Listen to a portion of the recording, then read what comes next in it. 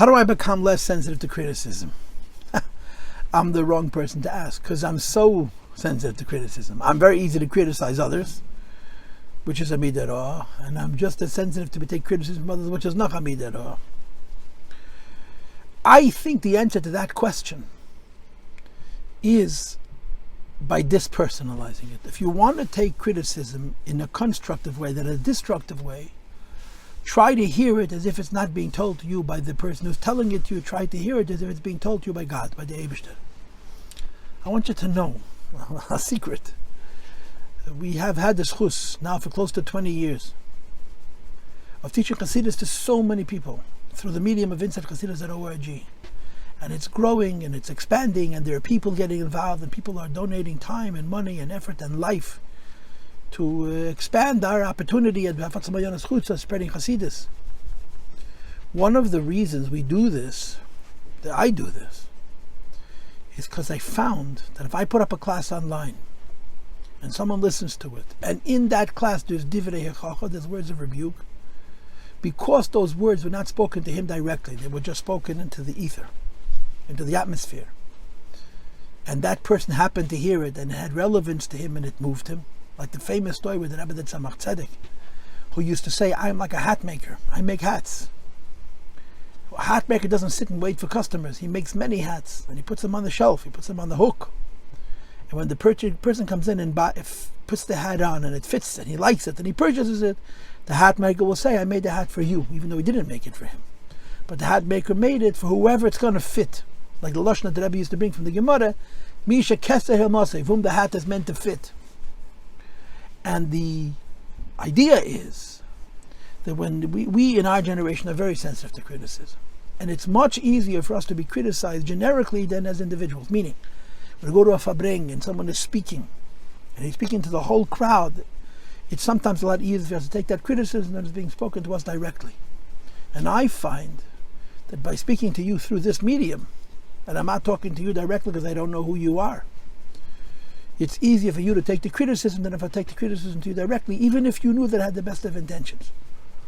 So as a practical matter, one of the answers to the question is, how does a person become less sensitive taking criticism, is that they can do what the Alter Rebbe writes in the Kedesh Chaf Hey, the 25th letter in the Tanya, that he should not say that the criticism came from that person, but at the Shem Amalek Halel, the criticism came from Atzmus Hussein Tzabarach, or the criticism comes from Hashem. And if a person is able to do that, they're fortunate.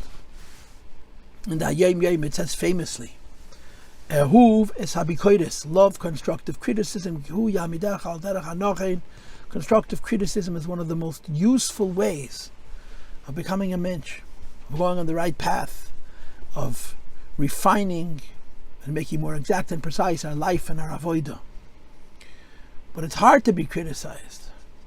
As the Gemara says, that when you tell a person tul kisumi ben shinecha, that he has a small little infraction, which is equivalent to a toothpick between his teeth, he says to the critic, tul koydem ben shinecha, before you tell me to take a little spindle that I have between my teeth, my small infraction, once you remove the beam which is between your eyes, means the massive boulder of chasaron that you have.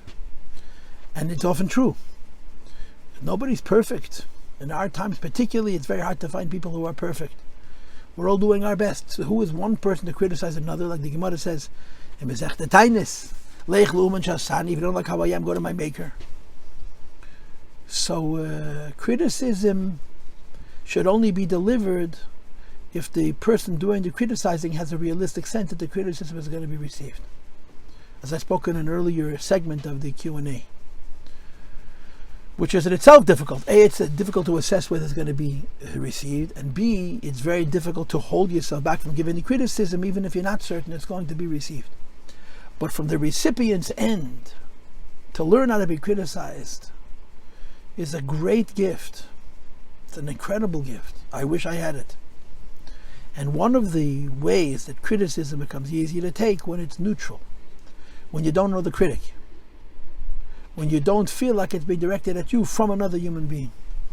I'm just going to finish with a story with Harav Yankiv Yehuda Hecht, the Chlein of the Bracha, J.J. Hecht, Yankel Hecht, said at one of the big Fabrengen edition in 770, and he had a habit of coming with a personal experience with either the Frierdiker Rebbe or the Rebbe. He always came prepared which I mamish appreciate. He didn't just get up and talk. He always came prepared. And he always had divrei hadav. And he told us some very special things about his personal relationships between the Rebbeim, with himself and the Rebbeim. So on one occasion, he told the following story, that he had done something. The way I understand it, it was a bit childish, immature. The way he expressed it was that, considering my position, it was very inappropriate. A person in my position should not have acted this way. And the Rebbe wrote a very severe note reprimanding him for this behavior. He was very hurt by the note, and he felt that this is an indication that he's not worthy of serving the Rebbe. So he wrote the Rebbe a note in which he's resigning, that he doesn't feel like he's qualified to serve for the Rebbe because he has this, whatever it is, immaturity. And he enclosed in the letter the keys to all of the meisters that he did on behalf of the Rebbe. The Rebbe took his pencil and ran it across the entire page with such force that he tore the page. And he wrote on the margin, "I have no time for nonsense," and he sent him the keys back. That was the whole response. And that was the end of the story. Months later, he was in Yechidus as a family, private. In other words, not for Askonas, not for his public service, but as a chassid, as a yid, with some of his wife and children. And the Rebbe's relationship then was, of course, very different. And the Rebbe said to him in that Yechidus, "Ich verstehe dich nicht, I don't understand you. Du willst gedarf sein zufrieden. You should have been happy. Also da eine was tendet sich mit dir. You have somebody who's paying attention to you. If you make a mistake, he could correct you. You should feel delighted and gratified that there's somebody who's going to tell you the truth when you make a mistake, instead of being hurt the way you were hurt." That's the story that he told. That he was hurt by the Rebbe's critique, and the Rebbe says, "Why were you hurt?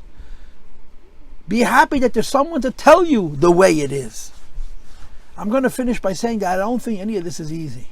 B'chlal, anything to do with midas, with character, are very difficult. To be less sensitive to criticism is very difficult.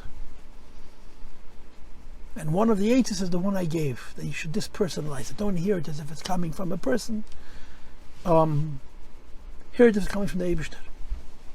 And I'll say one more thing in conclusion. That when someone criticizes you, you're never supposed to react emotionally, ever. Someone tells you, "I think this is wrong," your reaction has to be, "I want to think about it." You not only want to think about it because you want to determine if the person is right or wrong. You want to think about it even if you know for sure the person is right, because you want to make it your own. So someone criticizes you, instead of reacting, think about it. Give yourself as much time as you need to process what they said, and ask yourself a simple question: do I have the same criticism of myself? And I think this is another method, although it's a more difficult method, of being less sensitive to criticism, is if you turn it around into self-criticism by creating a space between the time that you were criticized and your time to allow the criticism to affect your life. You think it over, you study it, and you decide if it's true or real. And then you make a determination, and then you make a plan of how you're going to correct it, and Hashem has to give us hayata d'shmaya.